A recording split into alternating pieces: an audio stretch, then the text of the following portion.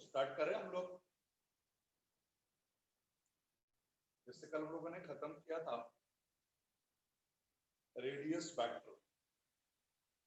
Yes, तो जो हमारा थर्ड वाला पार्ट है, जिसमें मैंने बताया था बेटा, फर्स्ट पार्ट हमारा all about graphs, speed, average speed, instantaneous speed, ये सब के बारे में हम लोगों ने पढ़ा था लास्ट टाइम। फिर हम प्रोजेक्टाइल मोशन वाले पार्ट में आ गए, उसमें भी equation of trajectory, time of ascent, time of descent, time of flight. Yes, then horizontal range, show that horizontal range is maximum at 45 degree. Then maximum height और horizontal range के बीच का relation. So this all we have done. उसके basis पे हम लोगों ने numericals भी कर लिए. And then इसका third part, motion in plane का third part बोले तो हमारा circular motion. As I told you, circular motion का half part is in 11 and half part is in 12. तो सर्कुलर मोशन का जो फर्स्ट हाफ जो बहुत इंपॉर्टेंट पार्ट है बेटा, वो हम लोग स्टार्ट किए थे लास्ट लेक्चर में। तो मैंने सिर्फ दो ही चीजें बताई थी आपको कि सर्कुलर मोशन क्या है एंड सेकेंड रेडियस वेक्टर क्या है। What is circular motion? When a particle is moving on circumference of a circle, then its motion is said to be circular motion. Yes, and then radius vector, a vector joining center of the circular path and particle performing circular motion. जो particle circular motion perform कर रहा है और जो centre है, दोनों को join करने वाला जो वेक्टर होगा बेटा, उस वेक्टर को हम लोग बोलते हैं रेडियस वेक्टर। यस, तो उस रेडियस वेक्टर का मैंने आपको ऐसा यूनिट, सीजीएस यूनिट, डायमेंशन और डायरेक्शन भी बताया था। तो यहाँ तक सबके माइंड में क्लियर है? सो मैं आगे बढ़ूं? Yes or no? Any of you? Clear है? चलो अब हम आगे बढ़ते हैं बेटा, जरा सुनेंगे सब ध्यान से। हम लोगों ने पढ़ा है डिस्प्लेसमेंट के बारे में, वेलोसिटी के बारे में, एक्सीलरेशन के बारे में। तो what is displacement? Displacement shortest distance between the two point. Velocity क्या होता है? Rate of change of displacement is velocity. What is acceleration? Rate of change of velocity is acceleration. ये तीन डेफिनेशंस हम लोगों ने पास्ट में पढ़ा है बेटा। क्या क्या बोलो? Displacement, velocity, acceleration. तो यही तीन टर्म्स हैं, डिस्प्लेसमेंट, वेलोसिटी और एक्सीलरेशन। इन्हीं तीनों को हम लोग यहाँ पे मतलब सर्कुलर मोशन और रोटेशनल मोशन में क्या बोलेंगे? सेम, ये तीन चीजें। क्या क्या? Displacement, velocity, acceleration. इन तीनों को हम यहाँ पे बोलेंगे angular displacement, angular velocity and angular acceleration. Hope you are getting this. ये तीन टर्म्स क्या है बेटा? बोलो। Angular displacement, angular velocity and angular acceleration. Hope you are getting this. तो जो तीन टर्म्स लीनियर मोशन में क्या थे? Displacement, velocity, acceleration. उन्हीं तीनों को यहाँ पे हम बोलते हैं angular displacement, angular velocity, angular acceleration. Yes,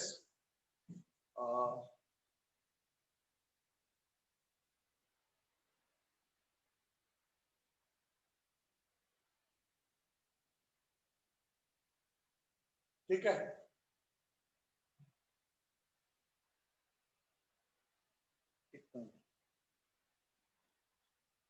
now मेरी आवाज आ रही है सबको अच्छे से? Now you all can hear me? Okay okay okay okay बेटा, चलो ठीक है। तो आ जाता है हम लोग एंगुलर डिस्प्लेसमेंट के। देखिए सब ध्यान से यहाँ पे,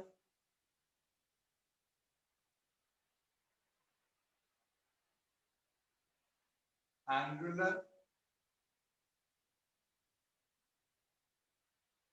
displacement, it is represented by p और उसके ऊपर वेक्टर साइन होगा। Means angular displacement is a vector physical quantity but angular displacement होता क्या है, जैसे हमारा circular path, this is the centre of the circular path, और हमारा पार्टिकल जो यहाँ पे सर्कुलर मोशन परफॉर्म कर रहा है वो समझो यहाँ पर है, पी पे है, when time is 0, particle is initially at point P, जहाँ पे टाइम का वैल्यू क्या है 0, एंड से आफ्टर सम टाइम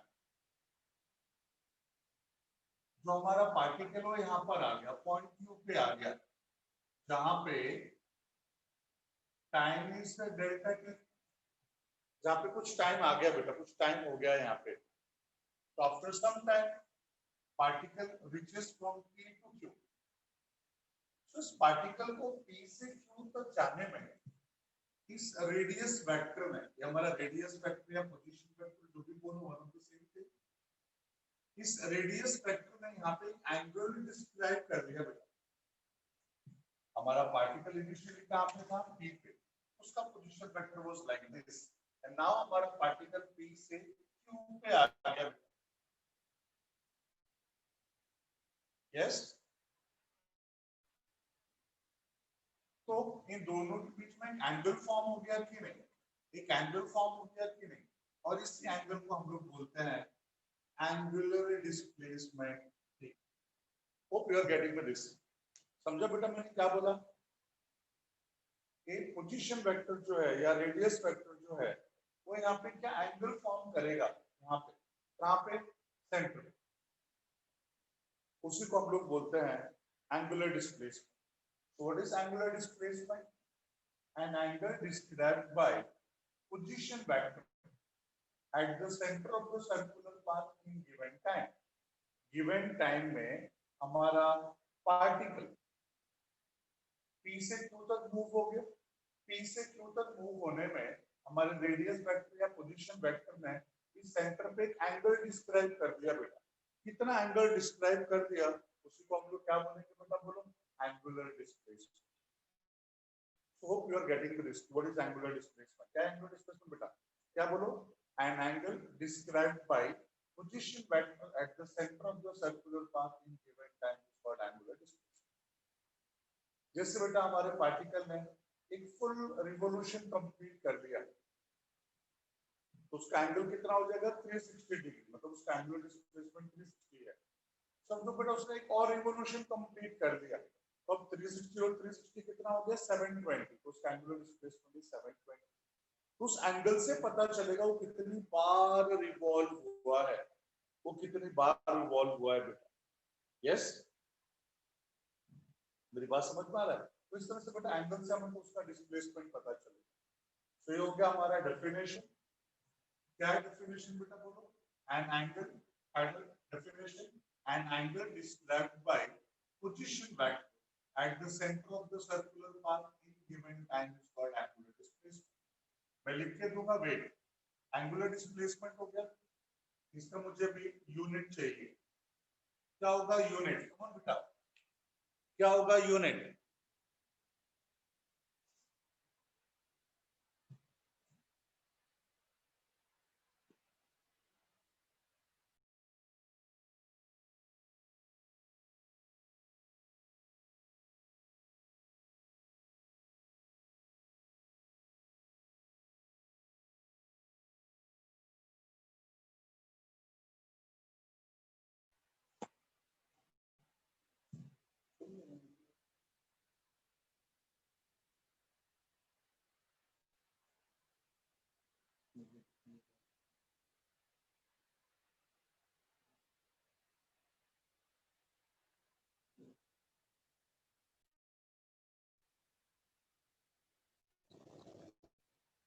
ओके चलो अब आवाज आ रही है मेरी बराबर बेटा, yes can you hear me properly, yes yes बेटा, ओके ओके ओके चलो अब यहाँ जाओ सब लोग, इसका यूनिट क्या होगा, जरा मुझे इसका यूनिट बताना बेटा, कोई बताएगा यूनिट एंगुलर डिस्प्लेसमेंट का, बताओ बेटा क्या होगा, what will be the unit? Metre कैसे होगा बेटा? डिग्री और रेडियन। यस बेटा, ये एंगल है ना, एंगल, एंगल को हम डिग्री में मेजर करते हैं, इसका यूनिट हो जाएगा रेडियन और डिग्री। 10th स्टैंडर्ड तक हम लोगों ने एंगल को डिग्री में मेजर किया है, 30 degree, 45 degree, 90 degree, whatever degree. फिर हम लोगों ने 11 में पढ़ा था, मैंने भी पढ़ाया था आप लोगों को मेजरमेंट में, how to convert degree into radian और रेडियन को डिग्री में कैसे कन्वर्ट करते हैं, मैथ्स में भी हम लोगों ने पढ़ा है। तो इसका यूनिट होगा रेडियन और degree, unit. What about dimension? इसका डायमेंशन क्या होगा बेटा? आप में से कोई भी, what will be the dimension?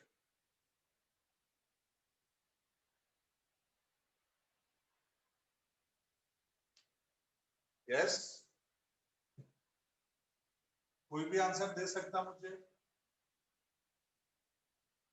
Dimension बेटा, इसका डायमेंशन होगा L0 M0 T0। इसका डायमेंशन है L0 M0 T0। I mean इसका डायमेंशन ही नहीं होता। क्यों डायमेंशन नहीं होता बेटा?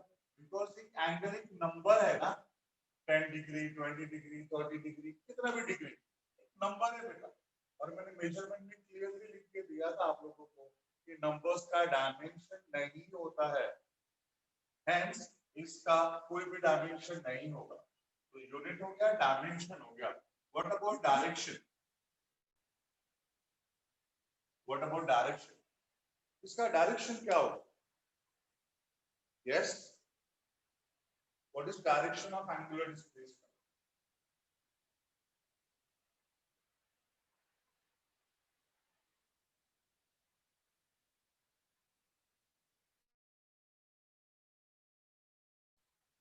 अवे फ्रॉम द सेंटर बोल रहे हैं प्रणीत, बट गलत जवाब है बेटा।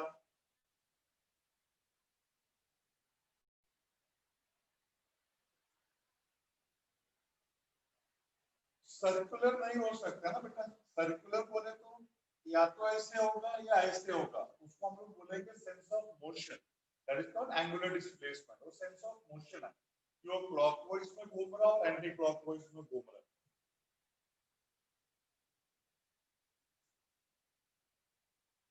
ऑलवेज इन एंगुलर, एंगुलर बोले तो क्या? Direction.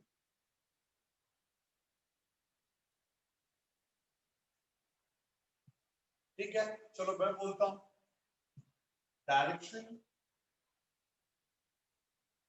is given by right hand screw law, right hand screw law, और राइट हैंड रूल बोल दो बस, right hand rule.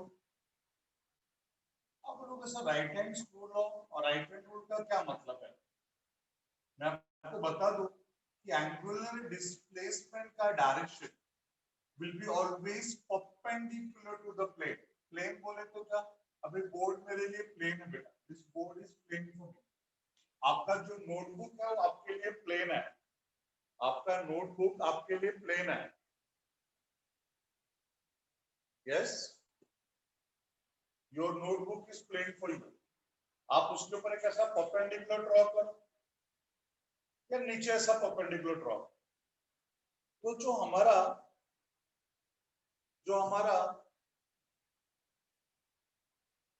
Angular displacement है वो सरफेस पे परपेंडिकुलर होगा, ऐसे या ऐसे। उसी तरह से बेटा मेरा प्लेन बोर्ड है, मेरा एंगुलर डिस्प्लेसमेंट का डायरेक्शन या तो ऐसे होगा perpendicular to the plane outwards, या अंदर के साइड पे perpendicular to the plane inwards, but रहेगा हमेशा प्लेन पे परपेंडिकुलर। आप बोलोगे सर ऐसे कैसे परपेंडिकुलर रहेगा, या आप ऐसा क्यों बोल रहे हो राइट हैंड स्क्रू लॉ? थोड़ा ध्यान से देखो बेटा, अगर हम लोग बोलते हैं कि हमारा पार्टिकल जो है वो एंटी क्लॉकवाइज डायरेक्शन में मूव हो रहा है, हमारा पार्टिकल ऐसे एंटी क्लॉकवाइज डायरेक्शन में मूव हो रहा है, तो इसका एंगुलर डिस्प्लेसमेंट का डायरेक्शन ऐसे आउटवर्ड्स होगा, ऐसा बाहर की तरफ होगा। अब बोलोगे सर क्यों बाहर की तरफ होगा? राइट हैंड स्क्रू लॉक की वजह से। एक काम करो, यहाँ पे एक स्क्रू रखो और राइट हैंड में स्क्रू ड्राइवर, और स्क्रू ड्राइवर को एंटी क्लॉकवाइज डायरेक्शन में घुमाओ स्क्रू को। क्या लगता है बेटा, स्क्रू अंदर जाएगा बाहर आएगा? सोच के बताओ। अगर मैंने एक स्क्रू है, राइट हैंड में स्क्रू ड्राइवर लिया और एंटी क्लॉकवाइज डायरेक्शन में घुमाया, तो बाहर के साइड पे आएगा कि अंदर के साइड पे? आंसर है बाहर के साइड पे। यस, तो बेटा हम घुमा रहे हैं उसको एंटी क्लॉकवाइज और आ रहा है बाहर के साइड पे, मतलब प्लेन के ऊपर परपेंडिकुलर है कि नहीं?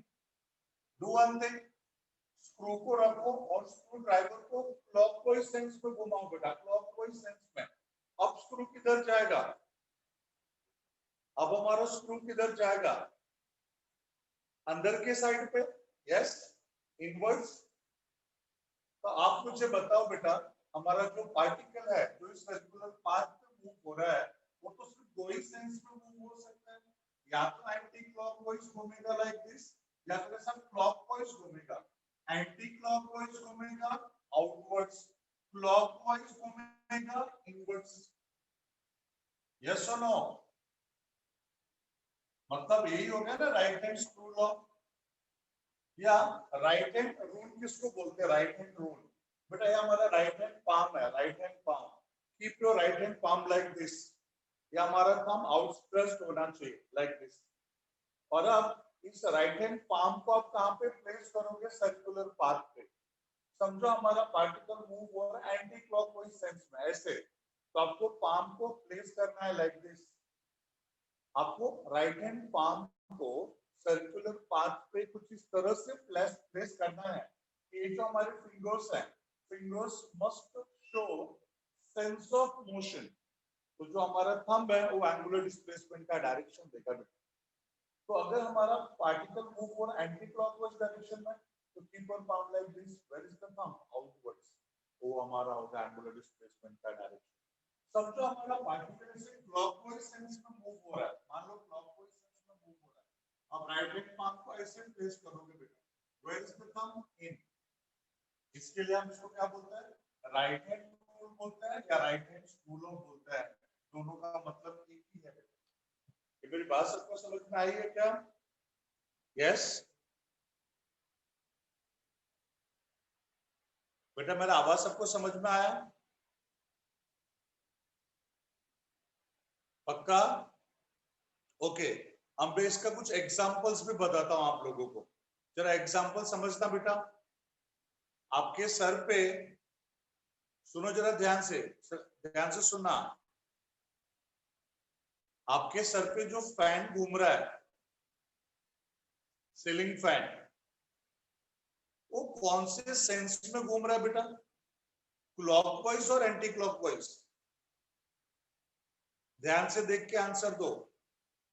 Your ceiling fan is rotating in clockwise और एंटी क्लॉकवाइज?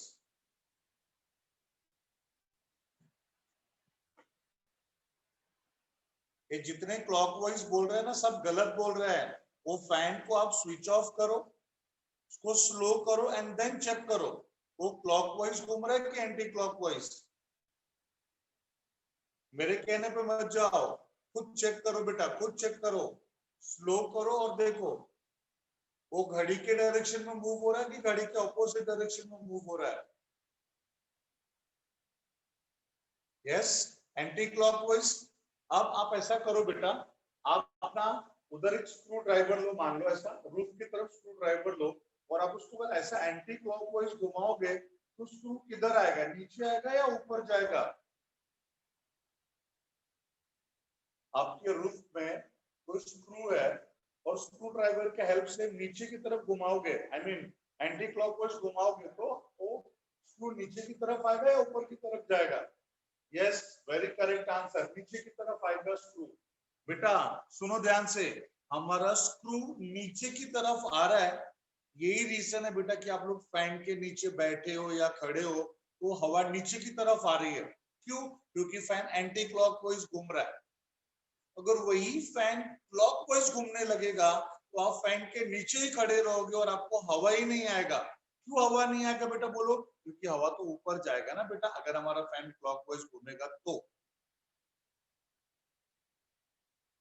यस, ये समझा मेरा बात? सबको समझा? हर्ष क्या पूछना बेटा बोलो? हर्ष को कुछ पूछना है? हर्ष कुछ पूछना बेटा?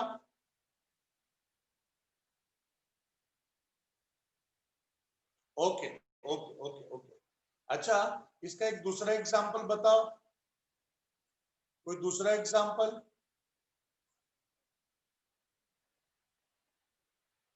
यस, कोई दूसरा एग्जांपल? ओके हर्ष, नो शूज। कोई दूसरा एग्जांपल आपके घर में? ये दूसरा एग्जांपल चाहिए तो अपने घर के किचन में जाके देखो बेटा। आप अपने घर के किचन में जाके देखो, आपके घर के किचन में जो एग्जॉस्ट फैन लगा है, एग्जॉस्ट फैन चेक करके देखो भाई। ड्यूअल होता है, ड्यूअल। उसको हम क्लॉकवाइज भी घुमा सकते हैं और एंटी क्लॉकवाइज भी घुमा सकते हैं। अगर आप लोग ऐसा क्लॉकवाइज घुमाएंगे, पता चला अंदर का हवा बाहर जा रहा है, और उसी को दूसरे साइड घुमाएंगे, आई मीन एंटी क्लॉकवाइज घुमाएंगे, तो पता चला बाहर का हवा अंदर आया। यस, ड्यूअल होता है कि नहीं?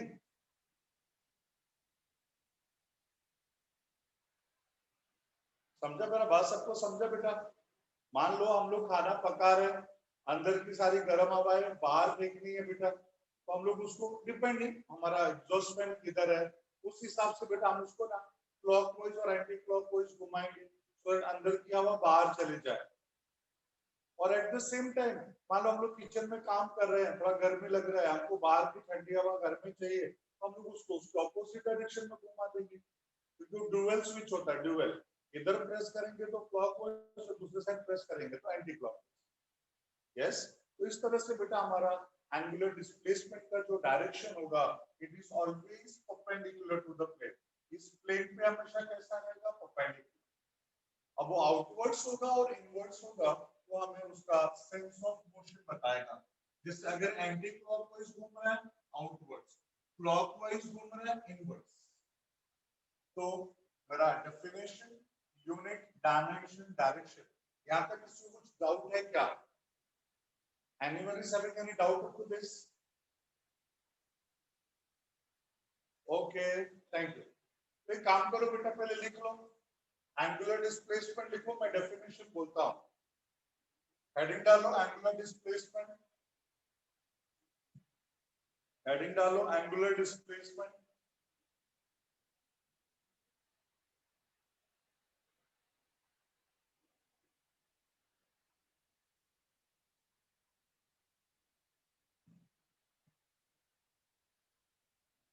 हेडिंग डाला सब लोगों ने angular displacement?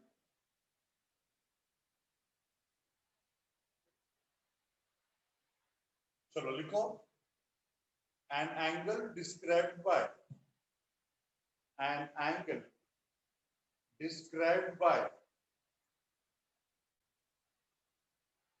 position vector, an angle described by position vector at the center of the circular path, at the center of the circular path in given time, in given time is called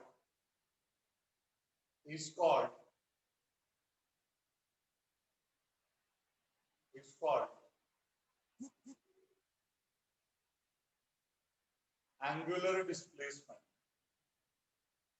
I repeat, an angle described by position vector at the center of the circular path in given time is called angular displacement. उसकी किसी चीज का diagram draw कर लो, unit लिख लो, dimension लिख लो, direction लिख लो, fast, जल्दी।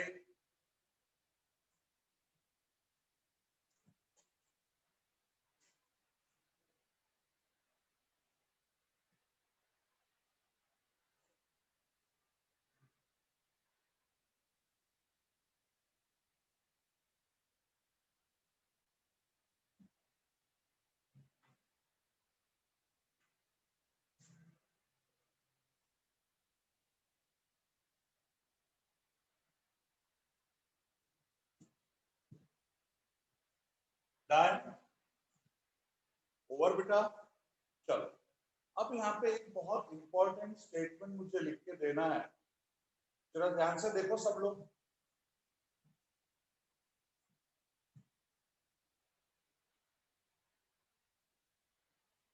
एक very important statement,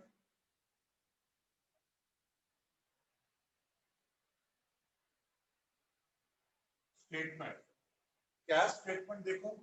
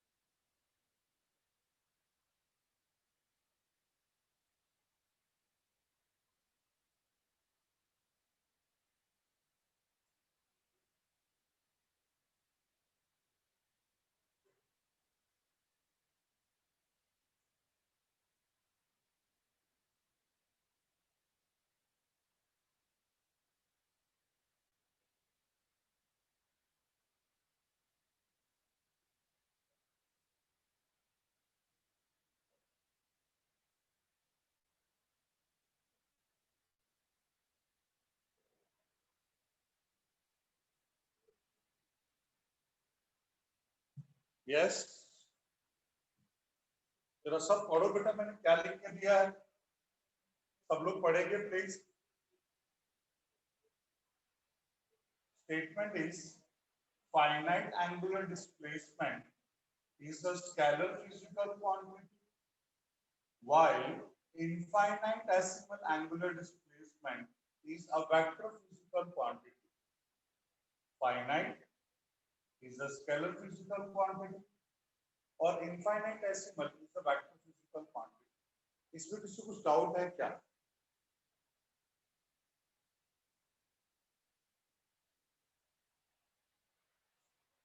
No doubt.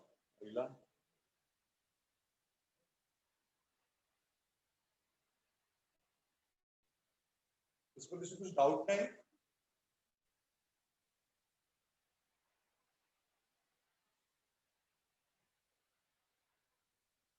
Ritesh ने बोला डाउट है, क्या डाउट है रितेश, बताओगे? What is your doubt?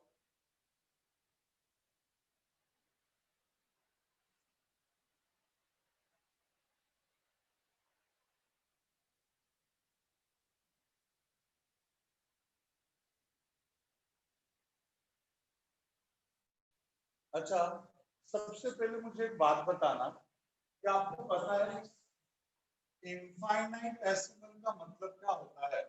What do you mean by infinitesimal? Infinitesimal का मतलब क्या है?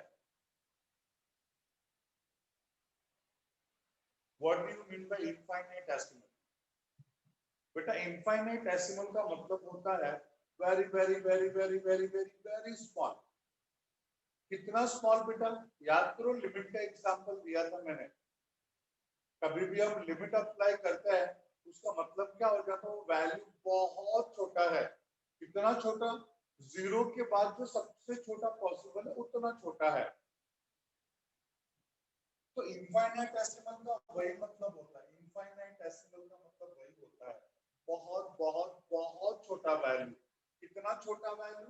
जीरो के बाद जो सबसे ज्यादा छोटा पॉसिबल वैल्यू है वो वैल्यू, उसको हम बोलते हैं इनफाइनाइटेसिमल। ओके तो स्टेटमेंट है finite angular displacement is a scalar physical quantity while infinitesimal angular displacement is a vector physical quantity. बेटा हम लोगों ने पढ़ा है स्केलर वो होता है जिसके पास सिर्फ मैग्नीट्यूड होता है और वेक्टर वो होता है जिसके पास मैग्नीट्यूड और डायरेक्शन दोनों भी होता है। फिर एक ही फिजिकल क्वांटिटी स्केलर और वेक्टर दोनों कैसे हो जाता है? वो मेरा डाउट है, ऐसा मुझे लगता है। तो आप मेरे डाउट के साथ एग्री हो? आपको लग रहा है सर का डाउट वैलिड है?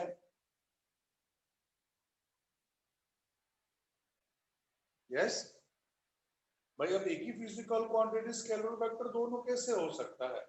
या तो स्केलर होगा या फिर वेक्टर होगा, दोनों ही कैसे हो? ठीक है, चलो बेटा मैं एक्सप्लेन करता हूं आप लोगों को, जरा सोच समझ के आंसर देना। कि जो एरिया होता है ना, एरिया इज द स्केलर और एरिया इज द वेक्टर। ये मैं आप लोगों से पूछ रहा हूं, एरिया स्केलर होता है और वेक्टर होता है? एरिया इज द स्केलर और वेक्टर।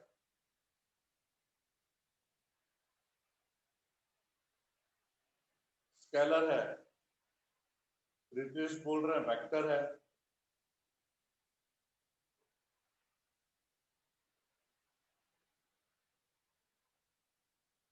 ओके, मेजोरिटी लोग आंसर दे रहे स्केलर है, एक बच्चे ने शायद बोला वेक्टर है। बट आपको मैं बता दूं, हमारा एरिया स्केलर और वेक्टर दोनों भी है। हमारा एरिया स्केलर भी है और वेक्टर भी है, दोनों भी है। जानना चाहोगे कैसे?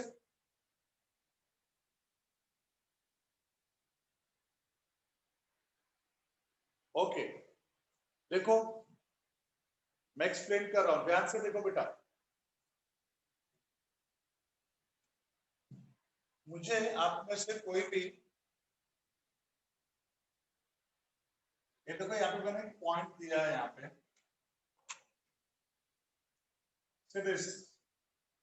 यहाँ पे कोई एक पॉइंट है ऐसा, दिस द पॉइंट। मुझे कोई इस पॉइंट का एरिया बताएगा क्या? क्या कोई मुझे इस पॉइंट का एरिया बताएगा?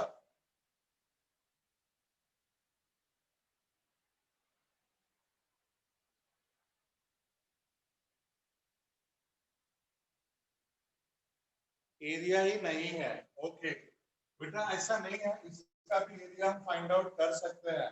इस पॉइंट का भी हम एरिया फाइंड आउट कर सकते हैं। क्यों? This point is like a disc. ये हमारा पॉइंट, बेटा एक ऐसा बड़ा सा पॉइंट ड्रॉ करो, ऐसा बड़ा सा पॉइंट ड्रॉ करो, तो इसके पास एरिया नहीं है। उसी तरह से अगर एक छोटा सा भी पॉइंट है, उसका भी एरिया है बेटा। इट्स लाइक अ डिस्क, ये डिस्क के जैसा है बेटा। तो इस पॉइंट का भी एरिया होगा, और उसका एरिया का फॉर्मूला है pi r square, because it's like a disc. और अगर मैंने 2D में है बेटा, 2D में 2 डायमेंशन, अगर 3 डायमेंशन में देखूंगा तो इट्स लाइक अ स्फीयर, गोला है, स्फीयर है बेटा। और उसका एरिया हो जाएगा 4 पाई आर स्क्वायर 3D में। तो 2D में इट्स अ डिस्क और इसका एरिया होगा पाई आर स्क्वायर। 3D में एक स्फीयर है और इसका एरिया होगा 4 पाई आर स्क्वायर। अभी पॉइंट ए होता है कि सर हम इसका एरिया फाइंड आउट कैसे करेंगे? तो आपको कुछ नहीं करना बेटा, माइक्रोमीटर यूज करना। माइक्रोमीटर, आपको पता है ना, ये जो एटम्स वगैरह दिखाई नहीं देते, उनका भी रेडियस डायमीटर हम लोगों को पता है। तो जो नहीं दिखाई देते, हम उनका भी रेडियस अगर फाइंड आउट कर सकते हैं, तो फिर भी दिखाई दे रहा है बेटा। हम इसका रेडियस कैलकुलेट कर लेंगे just by using micrometer. Micrometer को यूज करके हम इसका रेडियस निकाल लेंगे।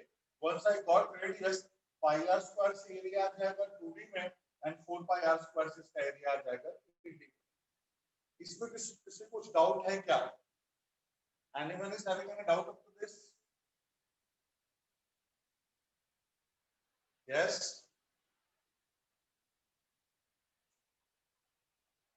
ओके, चलो मुझे एरिया आ गया, आई मीन मुझे मैग्नीट्यूड तो मिल गया। अब मुझे इसका डायरेक्शन बताना है। So how to show the direction of area? किसी भी एरिया का डायरेक्शन कैसे दिखाते हैं बेटा? नहीं पता होगा, मैं बता रहा हूँ, जरा ध्यान से सुनना। वो जो हमारा प्लेन है, ये जो एरिया है, एरिया का जो प्लेन है, उस प्लेन पे एक ऐसा परपेंडिकुलर ड्रॉ करो बेटा। एक ऐसा परपेंडिकुलर ड्रॉ करो इस सरफेस पे, इस पॉइंट के सरफेस पे एक ऐसा परपेंडिकुलर ड्रॉ करो, वही हमको एरिया का डायरेक्शन देगा। मैंने क्या बोला, प्लेन पे एक परपेंडिकुलर ड्रॉ करो बेटा। जो सरफेस पे हम परपेंडिकुलर ड्रॉ करते हैं वही हमें एरिया का डायरेक्शन देता है। Means area vector is always perpendicular to the given surface. Area vector हमेशा कहां पे रहता है बेटा, बोलो उसका डायरेक्शन क्या रहता है, सरफेस पे परपेंडिकुलर। याद रहेगा सबको, area vector is always perpendicular to the surface. Yes, हमेशा सरफेस पे परपेंडिकुलर रहेगा। आप ऐसा ड्रॉ कर लो या पीछे ड्रॉ कर लो, कोई फर्क नहीं पड़ता, परपेंडिकुलर टू द सरफेस। तो यहाँ पे इस इनफाइनाइट छोटा सा एरिया, इनफाइनाइट डेसिमल बहुत छोटा सा एरिया है, मैंने उसका मैग्नीट्यूड भी निकाल दिया और मैंने उसका डायरेक्शन भी बता दिया करके क्या हो गया बेटा, बोलो वेक्टर। अब आप मुझे बताओ, मुझे इसका एरिया चाहिए, इसका एरिया चाहिए जिसका लेंथ L है और ब्रेड्थ B है। So what will be the area? Area का फार्मूला क्या होगा बेटा, come on, what is the area of this given body?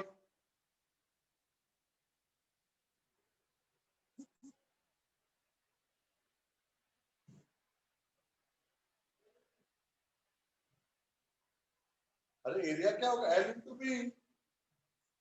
Area is L into B। Yes, तो ये हो जाएगा area is L into B। चलो, मुझे इस एरिया को आ गया, उसका मैग्नीट्यूड मुझे आ गया। अब मुझे इस एरिया का डायरेक्शन बताना है। What will be the direction बेटा? इसका डायरेक्शन क्या होगा? What will be the direction? Come on, यहाँ पे इसका डायरेक्शन क्या होगा?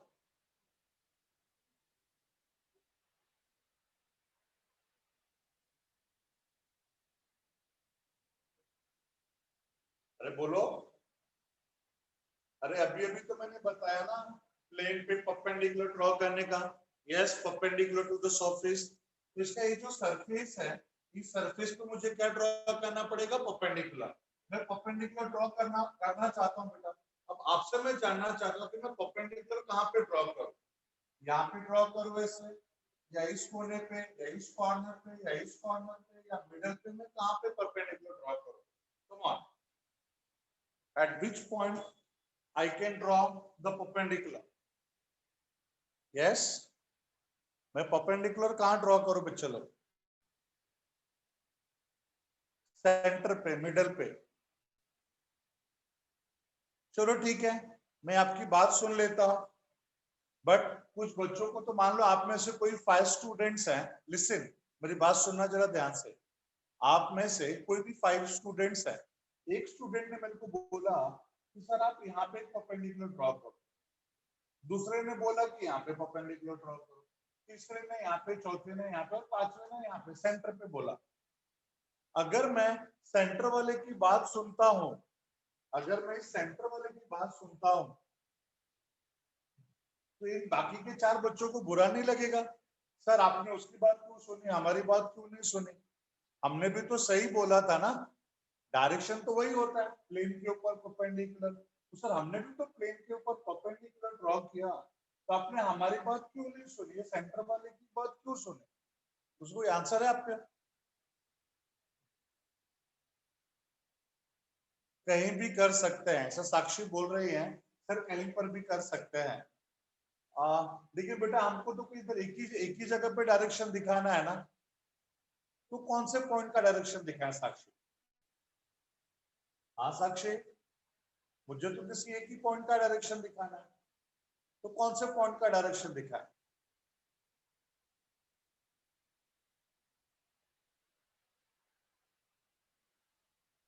ये बेटा मैं आपको बता दूं, कहीं पर भी अगर मान लो मैंने इस पॉइंट को कंसीडर किया कि मुझे यहाँ पे परपेंडिकुलर ड्रॉ करना है, बाकी इन चारों लोगों के साथ नाइंसाफी होगा। मैं अगर यहाँ पे ड्रॉ करता हूँ तो बाकी के 4 लोगों के साथ नाइंसाफी होगा। मतलब इनमें से किसी भी एक पॉइंट पे नॉर्मल ड्रॉ करना बाकी सारे पॉइंट्स के साथ इसका नाइंसाफी गलत है बेटा, ये गलत हो जाएगा। इन शॉर्ट मैं आपको बताना चाहता हूं कि यहाँ पे हम डायरेक्शन दिखा ही नहीं सकते, हम यहाँ पे डायरेक्शन नहीं दिखा सकते बेटा, क्योंकि किसी भी एक पॉइंट पे डायरेक्शन दिखाना बाकी सारे पॉइंट्स के साथ गलत, नाइंसाफी है। और इसी को हम फिजिक्स के टर्म में बोलते हैं commutative law of vector addition. क्या बोलते बेटा, बोलो, commutative law of vector addition. आप लोगों ने कॉम्यूटेटिव लॉ ऑफ मल्टीप्लिकेशन पढ़ा था स्केलर्स एंड वेक्टर्स में, उसी तरह से यहाँ पे होता है commutative law of addition, commutative law of addition, vector addition. Yes, so यहाँ पे इस केस में मैं सिर्फ मैग्नीट्यूड बता सकता हूँ, मैं डायरेक्शन के बारे में नहीं बता सकता। मैं क्यों डायरेक्शन के बारे में नहीं बता सकता? Because of commutative law of vector addition. So because of commutative law of vector addition, I can show only magnitude, no direction. तो यहाँ पे सिर्फ मैग्नीट्यूड है, डायरेक्शन नहीं है, तो ये हो जाएगा हमारा स्केलर। और एक छोटा सा पॉइंट था बेटा, कोई झगड़ा ही नहीं है, किसी के साथ नाइंसाफी की कोई बात ही नहीं है, एक ही बहुत छोटा सा एक ही पॉइंट है और उस पॉइंट पे परपेंडिकुलर ड्रॉ कर दिया, दैट्स ऑल। तो मेरे पास यहाँ पे मैग्नीट्यूड भी है, डायरेक्शन भी है, इसके लिए हो गया वेक्टर और ये हो गया स्केलर। ये मेरा एग्जांपल सबको समझा है क्या? सबको समझा अच्छे से एग्जांपल?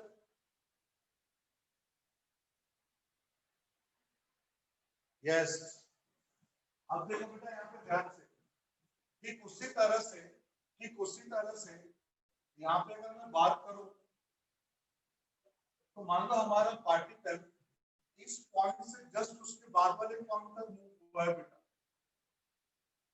एक पॉइंट से जस्ट उसका बाजू वाला पॉइंट, तो यहाँ पे पार्टिकल कैसे मूव हो रहा है? Anti clockwise. इसका डायरेक्शन कैसे होगा बेटा, बोलो, आउटवर्ड्स। ऐसे ना बेटा, ऐसे आउटवर्ड्स, ऐसे।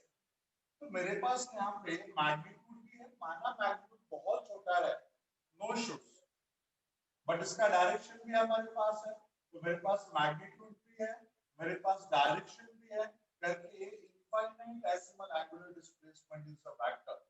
बट अगर माना पार्टिकल यहाँ से लेके यहाँ तक आ जाता है, फाइनाइट एंगुलर डिस्प्लेसमेंट हो जाता है, फाइनाइट एंगुलर डिस्प्लेसमेंट, तो इसका मैग्नीट्यूड तो मुझे मिल जाएगा, but what we can say about direction. ये देखो बेटा, डायरेक्शन के बारे में क्या बोलेंगे?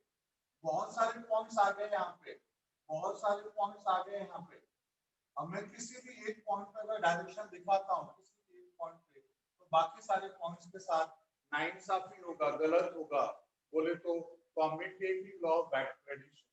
So because of commutative law of vector addition, अगर हमारा एंगुलर डिस्प्लेसमेंट बहुत बहुत बहुत छोटा है, तो मैं उसका मैग्नीट्यूड भी बता सकता हूँ, मैं उसका डायरेक्शन भी बता सकता हूँ।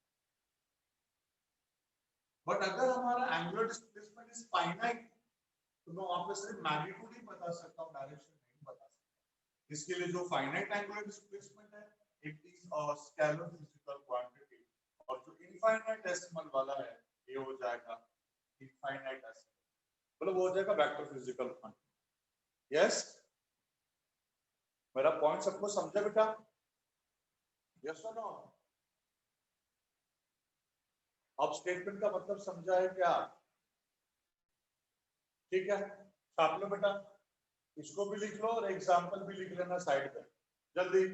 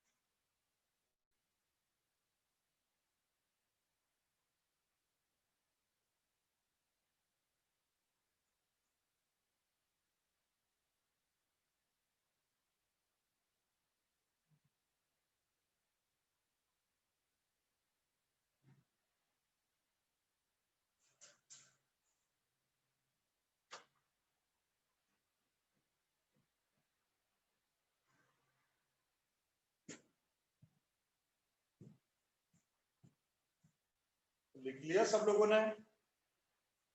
यस,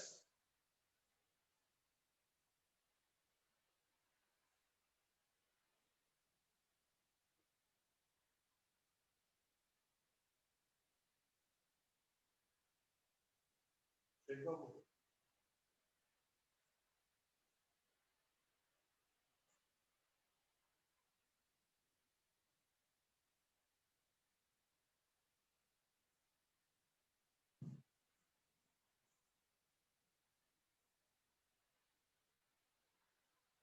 देखो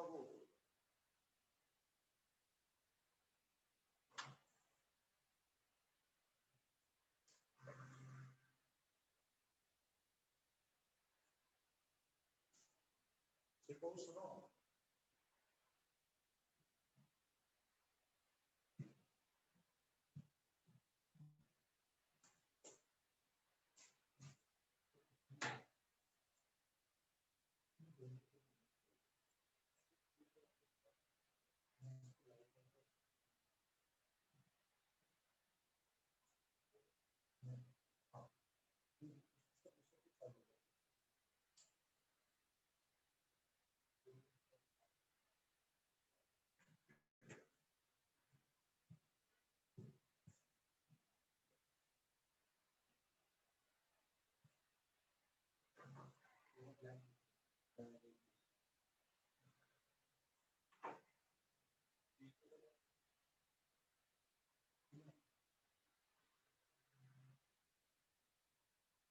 चलो मैं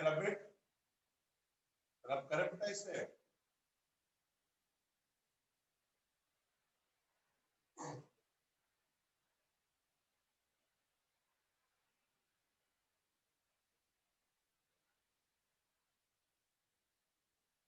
okay,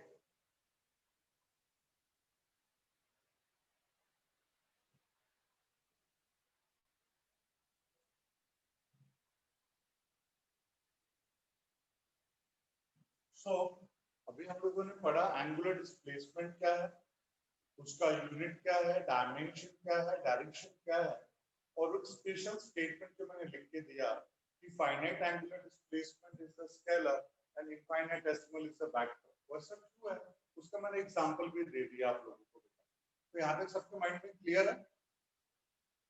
everyone is clear up to this?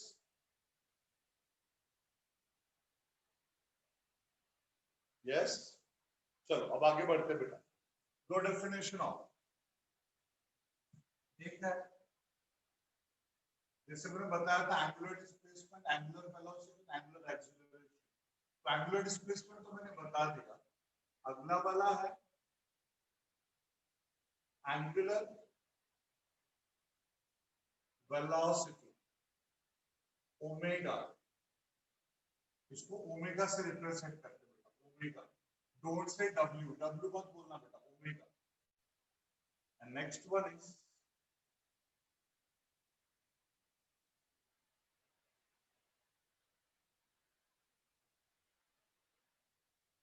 Angular acceleration, alpha. उसके ऊपर भी फैक्टर साइन। सो तीन टर्म्स मैंने बोला था, angular displacement, angular velocity, angular acceleration. तो डिस्प्लेसमेंट क्या होता है? Shortest distance between the two point. और एंगुलर डिस्प्लेसमेंट क्या होता है? An angle described by position vector at the centre of the circular path in given time. अब हम आ जाते हैं वेलोसिटी। What is velocity? क्या velocity? Rate of change of displacement is velocity, बराबर है ना? Rate of change of displacement is velocity. तो यहाँ पे क्या हो जाएगा बेटा, बोलो? Rate of change of angular displacement is angular velocity. Exactly similar है बेटा, एग्जैक्टली। यहाँ पे क्या बोल रहे हैं, बोलो? वेलोसिटी के लिए rate of change of displacement. तो ये क्या हो जाएगा बेटा, बोलो? Rate of change of angular displacement. ऐसा डिफरेंस आपको समझ में आ रहा है मैं क्या बोल रहा हूँ? यस, ठीक है। तो देखो सब लोग, एंगुलर वेलोसिटी, हेडिंग डालो एंगुलर वेलोसिटी, ब्रैकेट में ओमेगा, उसके ऊपर vector sign.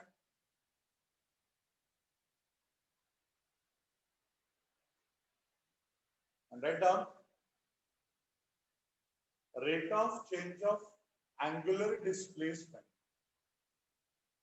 Rate of change of angular displacement is angular velocity. Rate of change of angular displacement is angular velocity. Rate of change of angular displacement is angular velocity. अब जरा ध्यान से देखो बेटा, यहाँ पे फॉर्मूला क्या होगा? Omega equals to rate of change of angular displacement.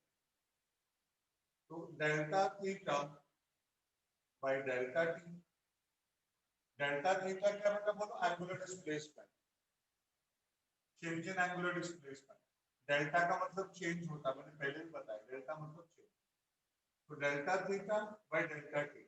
Delta theta change in angular displacement. Delta t change in time. So change in angular displacement upon change in time is omega, that is angular velocity. So omega is equals to d theta by d. यहाँ पे किसी को कुछ doubt है क्या? कुछ doubt है किसी को?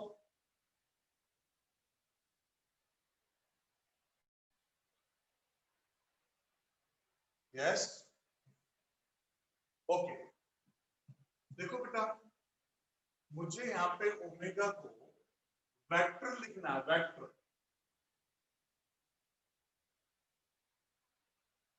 मुझे यहाँ पे ओमेगा को वेक्टर लिखना है, बट वेक्टर लिखने से पहले मेरे मन में ऐसा डाउट है, मैं लिखूं या नहीं लिखूं? यहाँ पे ओमेगा को वेक्टर लगाओ या नहीं लगाओ? मेरे को थोड़ा एक डाउट है मन में.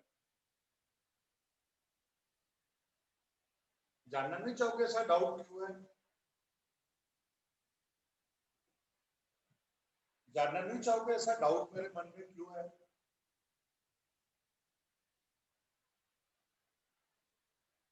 हाँ, क्यों है? देखो, आप जानते हो बेटा, स्पीड और वेलोसिटी में क्या फर्क है? स्पीड एंड वेलोसिटी में क्या डिफरेंस है? Speed distance upon time, velocity displacement upon time.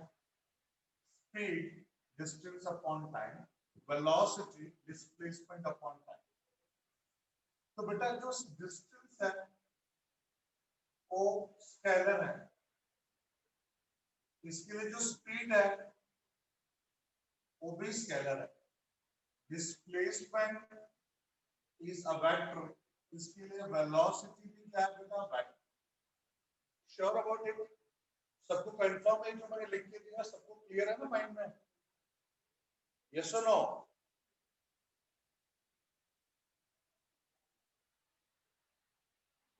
बेटा आंसर नहीं दे रहे हो आप लोग? यस, बराबर है. मैंने क्या बोला? स्पीड और वेलोसिटी में क्या फर्क है? स्पीड होता है डिस्टेंस अपॉन टाइम, वेलोसिटी होता है डिस्प्लेसमेंट अपॉन टाइम.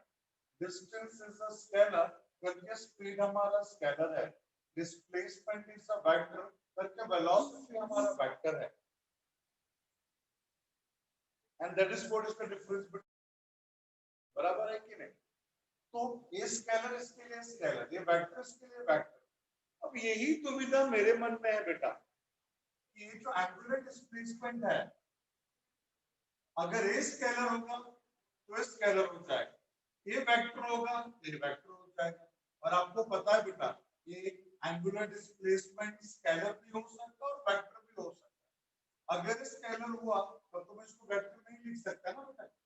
समझा मेरे मन में क्या दुविधा है कि मैं ओमेगा को वेक्टर लिखूं या नहीं लिखूं? क्योंकि मुझे नहीं पता ये rate of change of angular displacement vector है कि स्केलर है.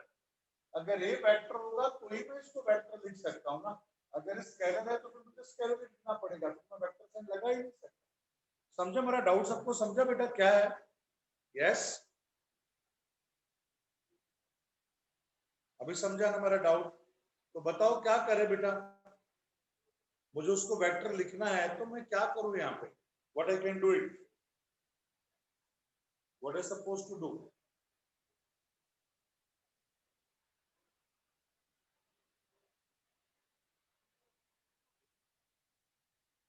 अब बेटा क्या करें बोलो,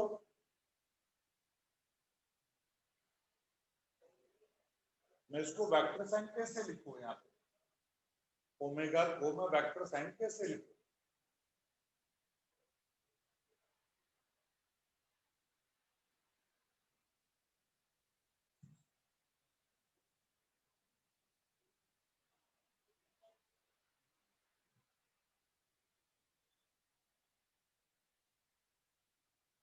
इनफाइनाइट एंगुलर डिस्प्लेसमेंट लेना पड़ेगा, बट बेटा कैसे?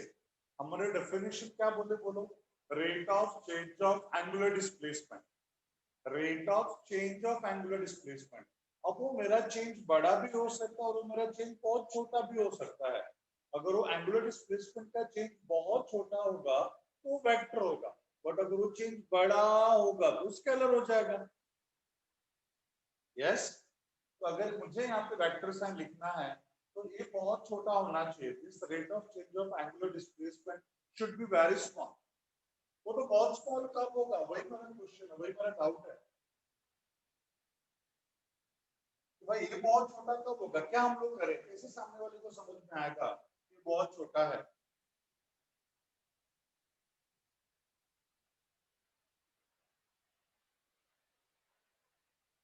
यस,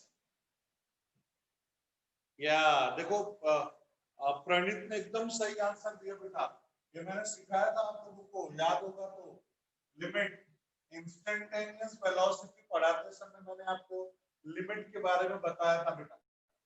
लेकिन हम यहाँ पे क्या लिखेंगे, देखो यहाँ पे लिखेंगे limit delta t tends to zero बोलना पड़ेगा।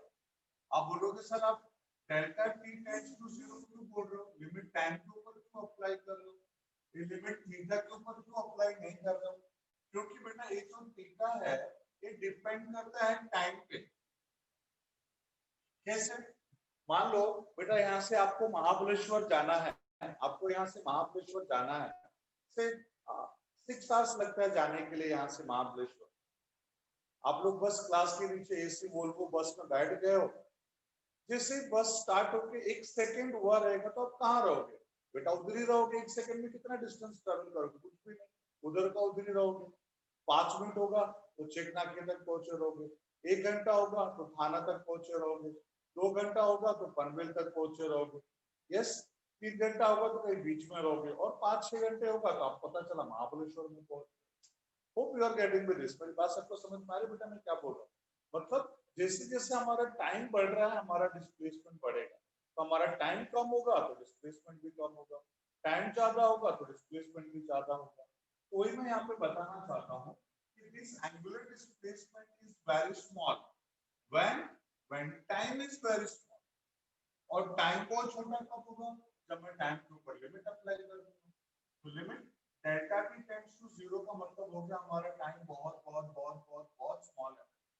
और जब हमारा टाइम भी बहुत स्मॉल होगा तो सीधी सी बात है एंगुलर डिस्प्लेसमेंट भी बहुत स्मॉल हो जाएगा, और एंगुलर डिस्प्लेसमेंट बहुत स्मॉल हो जाएगा तो वेक्टर हो जाएगा, और वो वेक्टर हो गया तो फिर वेक्टर हो जाएगा। अब बेटा इसी को मैं क्या लिख सकता हूँ पता है, इसी सेम चीज को ऐसा मैं लिख सकता हूँ d theta by dt, d theta by dt, d theta by dt का क्या मतलब होता है बेटा बोलो, d बोले तो डेरिवेटिव, d बोले तो डेरिवेटिव, हम लोग पढ़ेंगे बेटा डेरिवेटिव और इंटीग्रेशन ये दोनों ही मैथमेटिकल फार्मूलाज हैं। डेरिवेटिव का मतलब होता है, इंटीग्रेशन का क्या मतलब होता है? डेरिवेटिव कोई बड़ा सा वैल्यू आपको पता है, उसका छोटा सा इफेक्ट, छोटा सा वैल्यू चाहिए तो यू शुड डिफरेंशिएट। कोई छोटा सा वैल्यू पता है आपको, उसका बड़ा सा वैल्यू चाहिए तो वहां पे फार्मूला आएगा इंटीग्रेशन का। तो इंटीग्रेशन किसके लिए यूज होता है? छोटा सा इफेक्ट, छोटे से वैल्यू की वजह से उसका बड़ा सा इफेक्ट या बड़ा सा वैल्यू क्या होता है, उसको बोलते हैं इंटीग्रेशन। और एक इंटीग्रेशन का साइन ऐसा रहता है, इंटीग्रेशन का साइन एस के जैसा रहता है इंटीग्रेशन का साइन। और जो डेरिवेटिव होता है देखो D by D T, derivative D बोले तो डेरिवेटिव, डेरिवेटिव का मतलब होता है बहुत छोटा। और देखो ना हमने लिमिट अप्लाई कर दिया तो इन दोनों वैल्यूज बहुत छोटे हो गए ना, इसके लिए उसको मैंने लिख दिया डेरिवेटिव। क्लियर है बेटा सबको? Yes,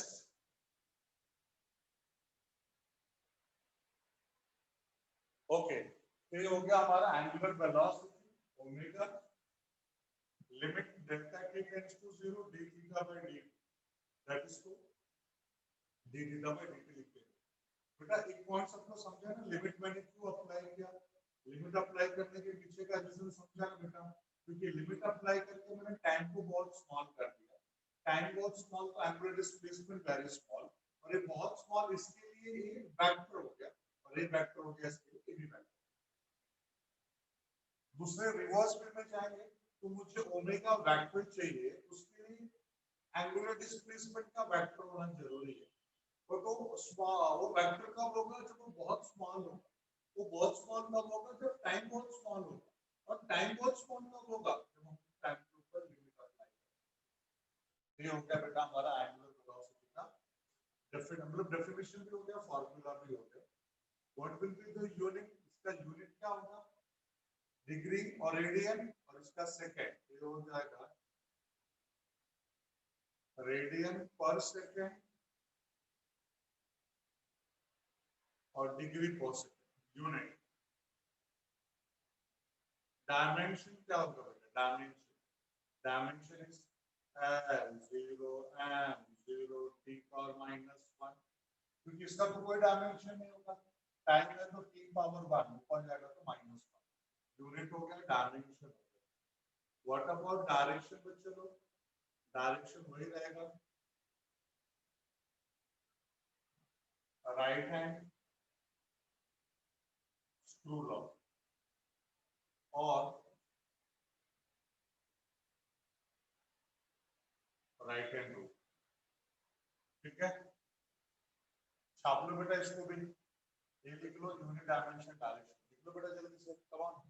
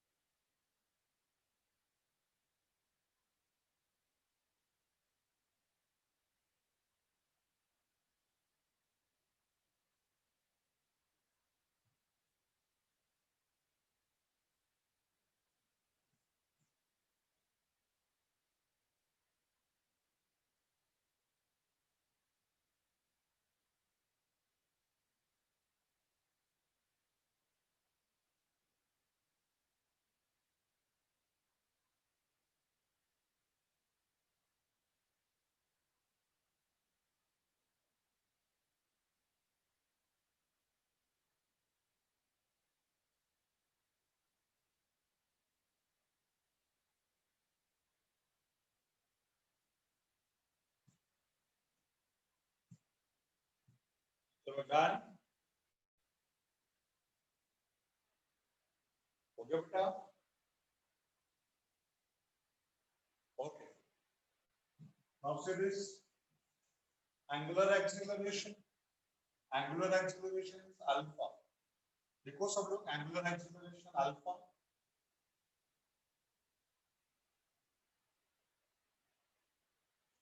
angular acceleration alpha, write down.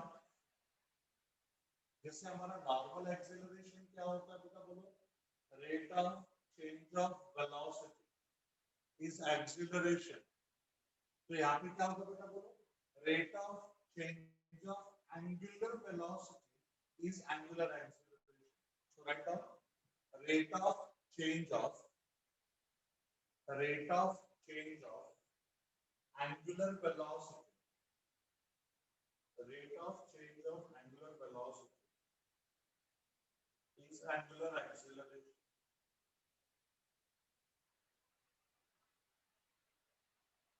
rate of change of angular velocity is angular acceleration. The rate of change of angular velocity is angular acceleration.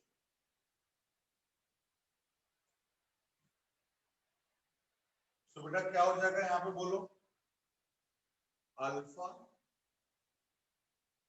Delta omega by delta T, यहाँ पर भी वही concept रहेगा बेटा limit का, तो limit delta t tends to zero, ये vector ये भी वेक्टर, और इसी को मैं बोलूंगा डी ओमेगा बाई डी। ये एंगुलर एक्सीलरेशन का क्या हो गया बेटा बोलो, एंगुलर एक्सीलरेशन का ही हो गया हमारा फॉर्मूला। अब इसका यूनिट लिखेंगे, व्हाट इज द यूनिट, ये है रेडियन पर सेकेंड, इधर भी सेकेंड, तो ये हो जाएगा रेडियन पर सेकेंड स्क्वायर, और डिग्री पर second square unit. What about dimension, dimension क्या होगा, L 0 M 0 theta और minus 2, and what about direction, direction तो वही बेटा right hand screw. Yes, clear है सबको, समझा बाबू, लिख लो जल्दी से, जल्दी से लिखो।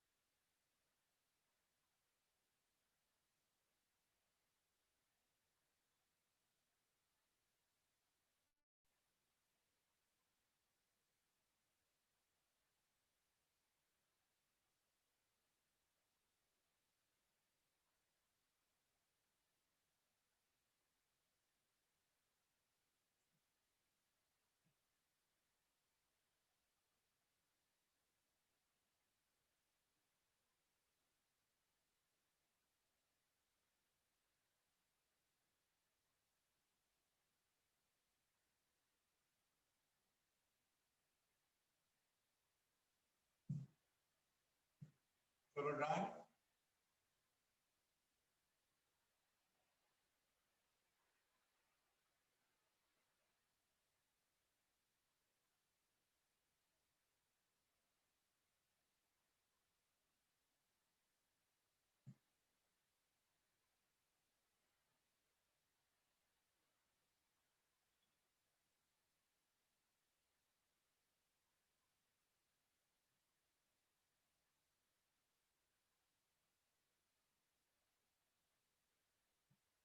ओके।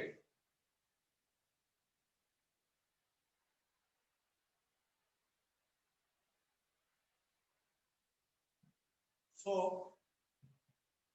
अभी तक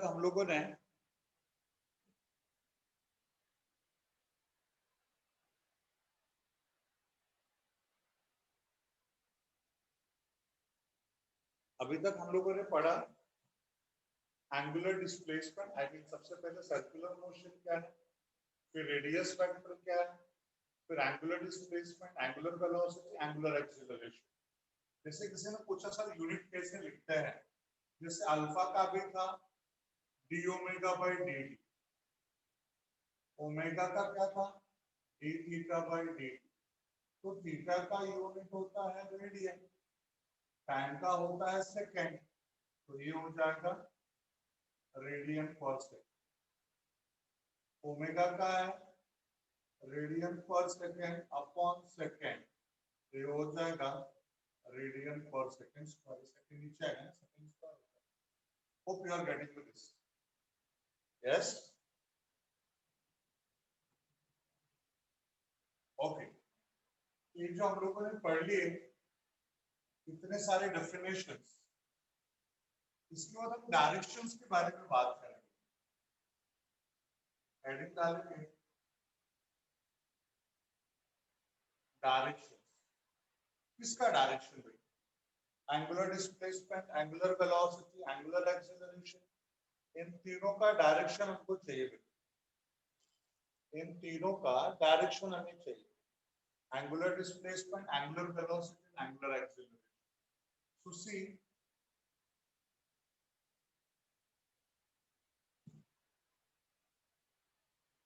ये हमारा दो सर्कुलर पाथ से यहाँ पे हमारा पार्टिकल मूव हो रहा है इन एंटी क्लॉकवाइज सेंस, और यहाँ पे हमारा पार्टिकल मूव हो रहा है इन द क्लॉकवाइज सेंस।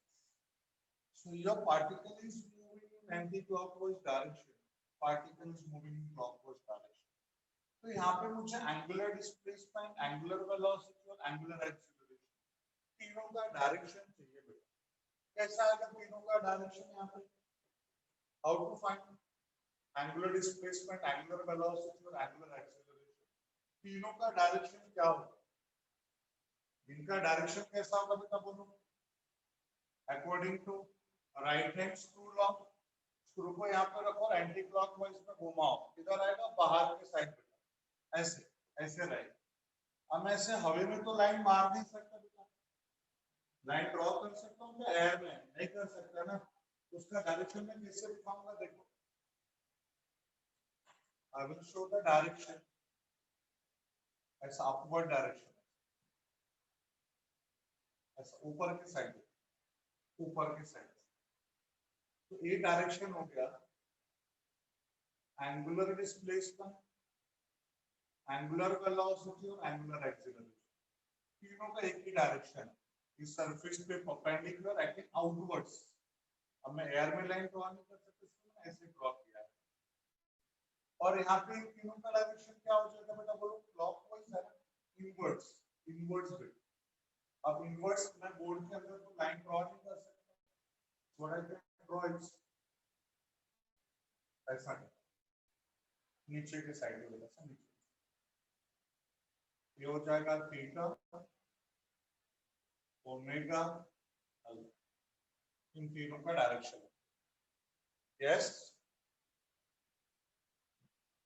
ये तो मैंने एंगुलर डिस्प्लेसमेंट, एंगुलर वेलोसिटी और एंगुलर एक्सेलरेशन की बात करें बेटा। यहाँ पे लीनियर डिस्प्लेसमेंट बोले तो एस, लीनियर वेलोसिटी v और लीनियर एक्सेलरेशन a, इन तीनों का डायरेक्शन क्या होगा? आप में से कोई भी बता सकता है क्या? इन तीनों का डायरेक्शन क्या होगा? Angular displacement, angular velocity, angular acceleration को तो मैंने बता दिया। अब linear displacement, linear velocity, linear acceleration का डायरेक्शन प्लीज टेल मी, कोई बोल सकता है तो? याद करो, प्रोजेक्टाइल मोशन पढ़ाते समय मैंने बात करी थी कि सर्कुलर पाथ पे किसी भी पॉइंट पे वेलोसिटी का डायरेक्शन कैसे पता चलेगा? How to find direction of velocity at a point on the circular path? या सर्कुलर मोशन में किसी भी पॉइंट पे वेलोसिटी का डायरेक्शन कैसे पता चलता है? क्या बताया था मैंने, याद करो? जब मैं equation of trajectory find out कर रहा था तो वहां पे वेलोसिटी को मैंने किससे बताया था? यस, टेंजेंशियली, टेंजेंशियली बेटा, टेंजेंट। तो किसी भी पॉइंट पे अगर मैं टेंजेंट ड्रॉ करूंगा तो वही लीनियर डिस्प्लेसमेंट, लीनियर वेलोसिटी और लीनियर एक्सेलरेशन का डायरेक्शन होगा। तो यहाँ पे किसी भी पॉइंट पे टेंजेंट ड्रॉ कर दो, समझो इसी पॉइंट पे टेंजेंट ड्रॉ करो, तो टेंजेंट इज लाइक दिस, ये हो जाएगा direction. linear displacement, linear velocity, linear acceleration. और यहाँ पे टेंजेंट से ऐसा कोई कैसे भी टेंजेंट ड्रॉ कर दो, ये हो गया linear displacement, linear velocity और linear acceleration. Yes. तो ये तीनों भी सरफेस के ऊपर हमेशा ऐसा परपेंडिकुलर रहेंगे, ऐसे हो सकता है, ऐसे हो सकता है, ऐसे हो सकता है, ऐसे हो सकता है। आपको पता है ना, हर अलग अलग पॉइंट पे अलग अलग टेंजेंट होता है। At every different point there are different tangents. इसके इसका डायरेक्शन हर जगह पे ऐसा चेंज होता है, बट इन तीनों का डायरेक्शन सब जगह पे क्या रहेगा, सेम, आउटवर्ड्स। यहाँ पे इन तीनों का डायरेक्शन हमेशा सेम रहेगा, इनवर्ड्स। और जो टेंजेंट्स हैं का डायरेक्शन चेंज होता रहेगा हर जगह, पॉइंट टू पॉइंट ऐसा चेंज होता रहेगा। Hope you are getting it. मेरा बात सबको समझा है क्या? यस, मेरा पॉइंट सबको समझा?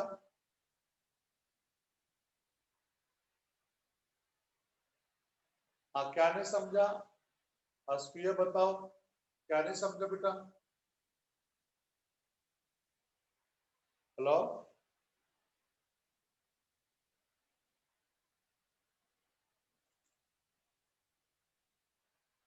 मैंने इनके डायरेक्शंस के बारे में बताया कि जो एंगुलर डिस्प्लेसमेंट होगा, एंगुलर वेलोसिटी होगा, एंगुलर एक्सेलरेशन होगा, इनका direction is always perpendicular to the plane. अब आउटवर्ड्स होने दो, इनवर्ड्स होने दो, हमेशा प्लेन पे परपेंडिकुलर रहेगा। यस,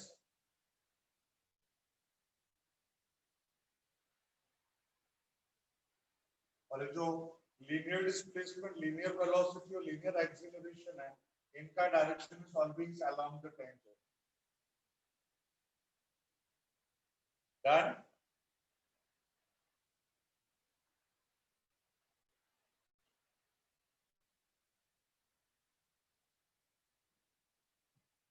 अब यहां देखो, इसको आप लोगों ने ड्रॉ करना है, और साथ में एक क्वेश्चन जो एंट्रेंस में बहुत बार आया है question,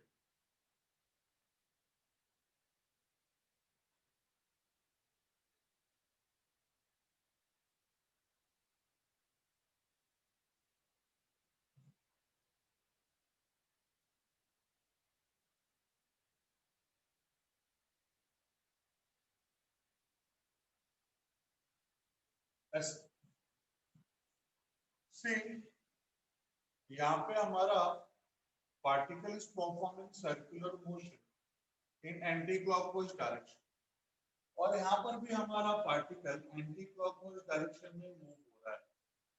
So in both the cases, particle is performing circular motion in anti-clockwise direction, दोनों ही केसेस। अब मान लो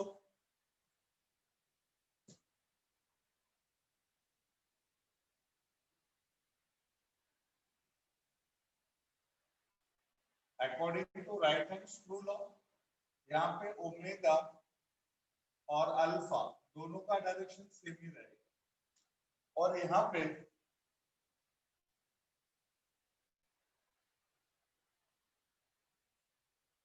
इस सेंटर ये है ओमेगा और ये है डायरेक्शन अल्फा का।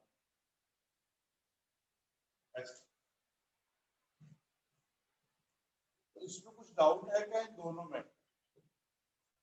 Anyone is having any doubt in this both the cases? इन दोनों में कुछ डाउट है? नहीं, ऊपर तो डाउट नहीं है, आई नो, क्योंकि मैंने ड्रॉ करके दिया। इन दोनों में कुछ डाउट है क्या?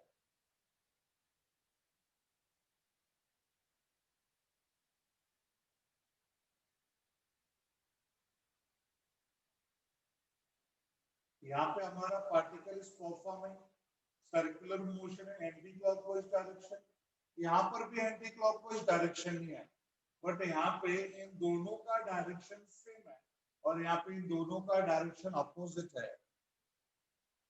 ऐसा क्यों? ऐसा मैं जानना चाहता हूँ आप लोगों से, ऐसा क्यों हो रहा है बेटा?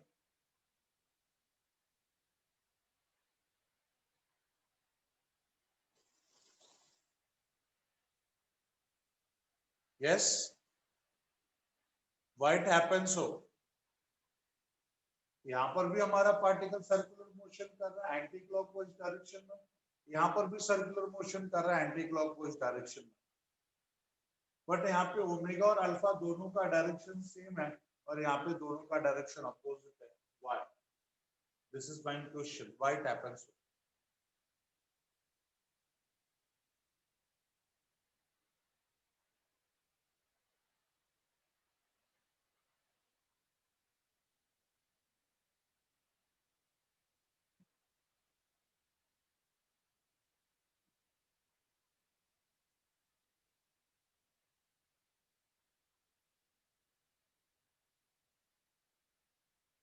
Yes, बेटा.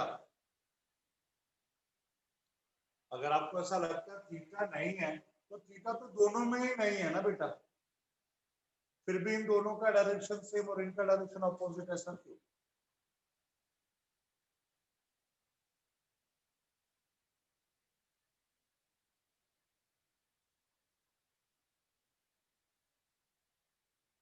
Come on, come on.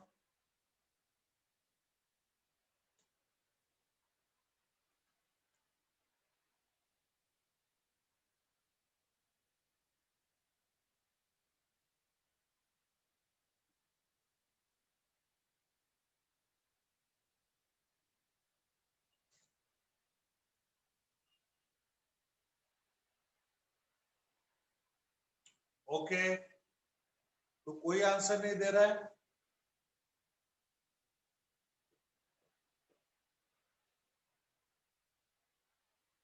चलो मैं आंसर दूं. देखो यहाँ पे ए वाला डिस्क्राइब कर रहा है फॉर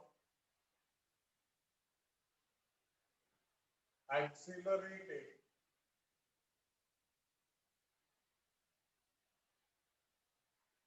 सर्कुलर मोशन और ये है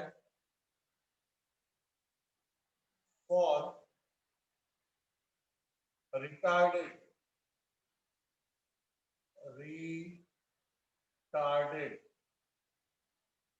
circular motion.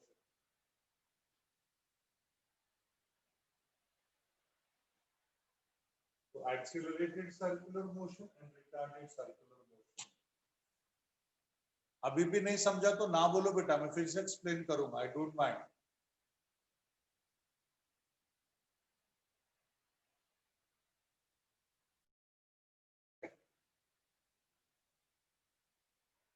देखो बेटा जरा सब लोग प्लीज ट्राई टू अंडरस्टैंड. मैं आंसर दे रहा हूं. देखो आप आपका BMW लेके जा रहे हो किसी पर्टिकुलर डायरेक्शन में जा रहे हो, आगे पूरा ऐसा रोड क्लियर है, मतलब कोई ट्रैफिक नहीं, कोई व्हीकल नहीं है, और अब समझो 30-40 के स्पीड पे जा रहे हो. अब आगे कोई है ही नहीं, एकदम पूरा रोड क्लियर है, साफ है, तो क्या करोगे? स्पीड बढ़ाओगे. स्पीड बढ़ाने के लिए आप उसको एक्सिलरेट करते हो, एक्सिलरेशन देते हो बेटा, एक्सिलरेट करते हो हमारे व्हीकल.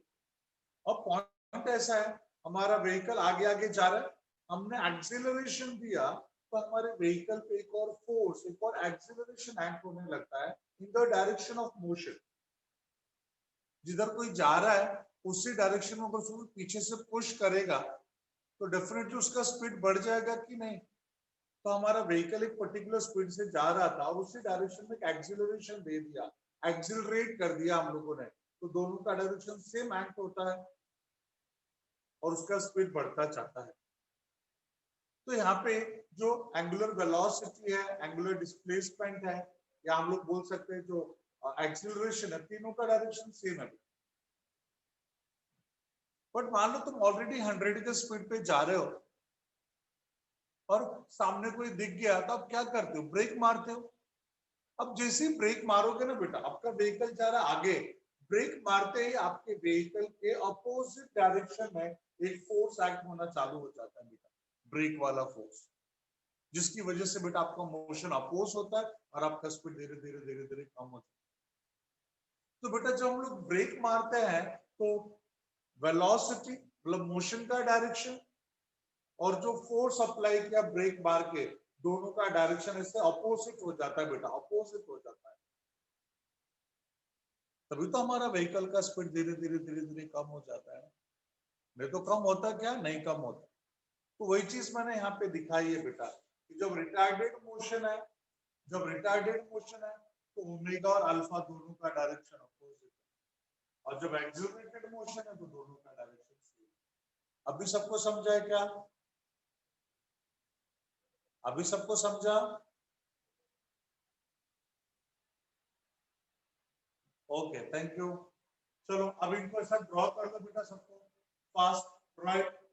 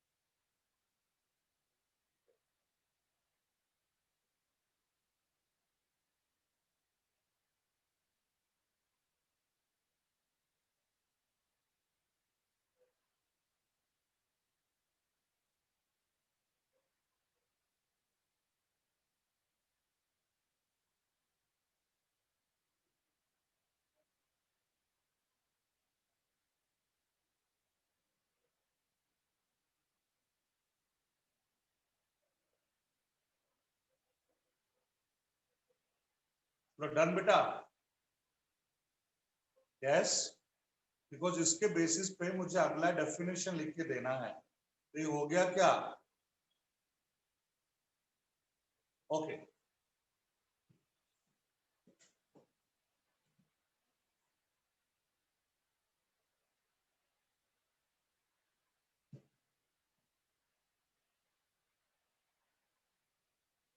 मुझे भी डेफिनेशन लिख के देना है।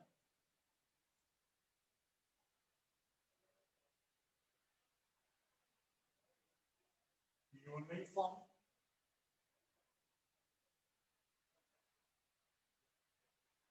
circular motion,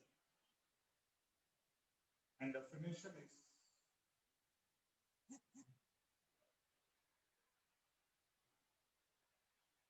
when a particle is moving, when a particle is moving on circumference of circle with constant,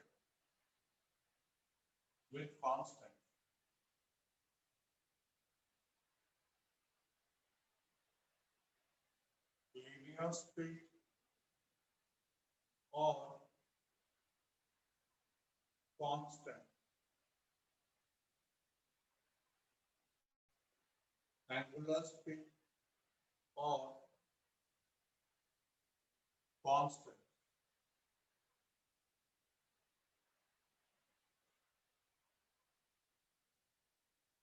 angular velocity, then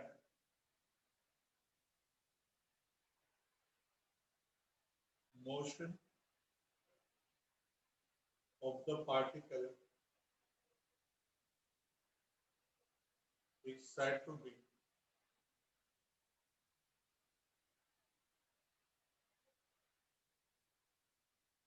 uniform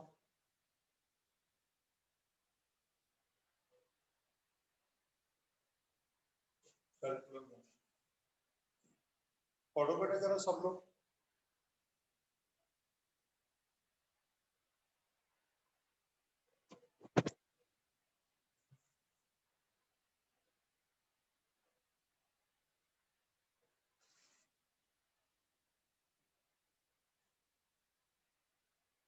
लिखा सबको? तो क्या लिखा बेटा बोलो? When a particle is moving on circumference of a circle with constant linear speed or constant angular speed or constant angular velocity, then motion of the particle is said to be uniform circular motion. देख लो सब लोग definition पहले.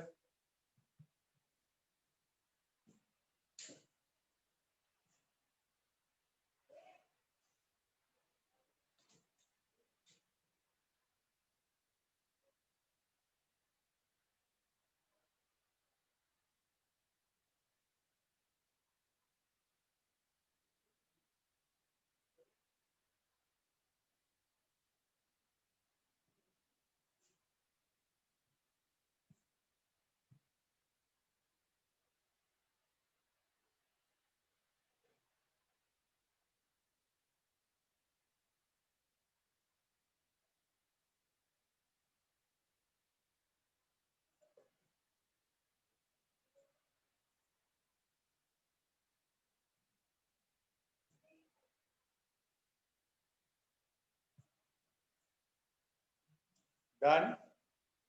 Okay बेटा एक छोटा सा point जानना था आप लोगों से, तो ध्यान से सुनना मेरी बातों को.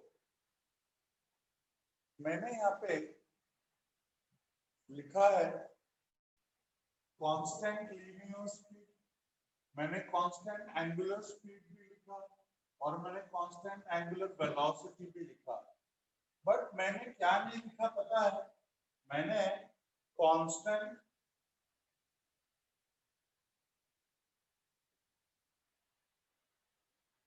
लीनियर वेलोसिटी नहीं लिखा बेटा. मैंने कांस्टेंट लीनियर वेलोसिटी नहीं लिखा. क्यों नहीं लिखा वो मैं जानना चाहता हूं. मैं भूल गया लिखने को या मैं जानबूझ के नहीं लिखा? तो मेरा आंसर है मैं जानबूझ के नहीं लिखा बेटा. मैं यहाँ पे कांस्टेंट लीनियर वेलोसिटी नहीं लिख सकता. ये तीनों भी चलेगा, लीनियर स्पीड भी चलेगा, एंगुलर स्पीड भी चलेगा और एंगुलर वेलोसिटी भी चलेगा. पर कांस्टेंट लीनियर वेलोसिटी हम नहीं बोल सकते. जानना है ऐसा क्यों नहीं बोल सकते? Want to know क्यों नहीं बोल सकते? ये देखो हमारा कांस्टेंट लीनियर वेलोसिटी मतलब हमारा ये जो लीनियर वेलोसिटी है ना वो सर्कुलर मोशन में कभी कांस्टेंट नहीं हो सकता. याद रखो हमारा लीनियर वेलोसिटी सर्कुलर मोशन में कभी भी कांस्टेंट नहीं हो सकता. पॉसिबल ही नहीं है. आप लोगों से क्यों पॉसिबल नहीं है? क्योंकि अगर ये सर्कुलर पाथ है, माना हमारा व्हीकल एक ही स्पीड के साथ मूव होगा 30 या 40 या 50 वो बराबर है और उसका डायरेक्शन तो हर जगह पे चेंज होगा ही ना बेटा. क्योंकि किसी भी पॉइंट पे वेलोसिटी का direction is given by tangent drop. किसी भी पॉइंट पे वेलोसिटी का direction is given by tangent drop और हर अलग अलग पॉइंट पे टेंजेंट का डायरेक्शन अलग अलग है. हर एक पॉइंट पे टेंजेंट का डायरेक्शन बेटा अलग अलग है. अगर हर पॉइंट पे टेंजेंट का डायरेक्शन अलग अलग है तो हमारा वेलोसिटी कभी भी कांस्टेंट नहीं हो सकता ना. क्योंकि हमारा वेलोसिटी कांस्टेंट है. कोई भी फिजिकल क्वांटिटी कांस्टेंट होने के लिए उसका मैग्नीट्यूड और डायरेक्शन दोनों कांस्टेंट होना चाहिए. हम ज्यादा से ज्यादा वेलोसिटी का मैग्नीट्यूड कांस्टेंट कर सकते हैं बट डायरेक्शन तो कांस्टेंट हो ही नहीं सकता ना.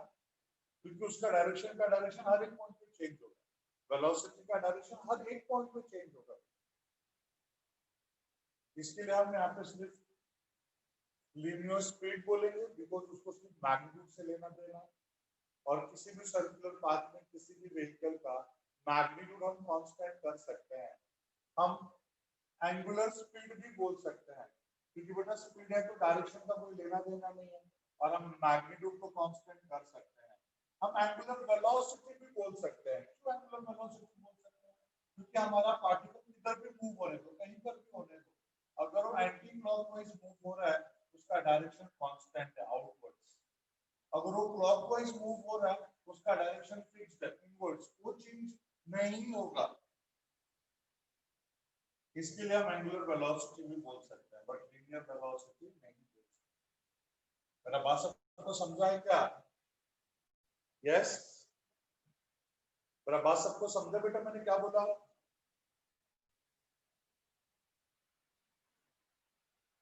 ओके, अब देखो बेटा, इतना बड़ा डेफिनेशन आप लोगों ने लिख लिया है, एग्जाम में इतने बड़ी डेफिनेशन की जरूरत नहीं है। आप सिर्फ इतना लिखोगे फिर भी चलेगा कि when a particle is moving on circumference of a circle with constant linear speed, then motion of the particle is said to be uniform circular motion. आप चाहिए तो आप इतना ही अंडरलाइन कर लो और एग्जाम में अगर डेफिनेशन आएगा तो उसमें इतना ही लिखो, कोई प्रॉब्लम नहीं है। बट ऐसा मैंने क्यों लिख के दिया? ताकि आपको समझ में आए कि हम क्या क्या लिख सकते हैं और क्या नहीं लिख सकते हैं, इसके लिए मैंने पूरा लिख के दे दिया। तो यहाँ पर किसी कुछ डाउट है क्या? Yes, anyone is having any doubt up to this? Okay, तो इसको छाप लो बेटा, and that's all for the today. इतना लिख लो फास्ट, मार्किंग कर लो जल्दी।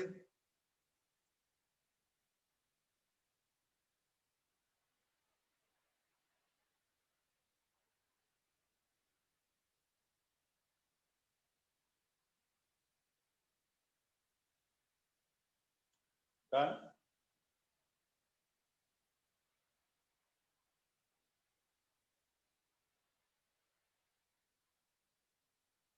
चलो, ओके, बाय देन,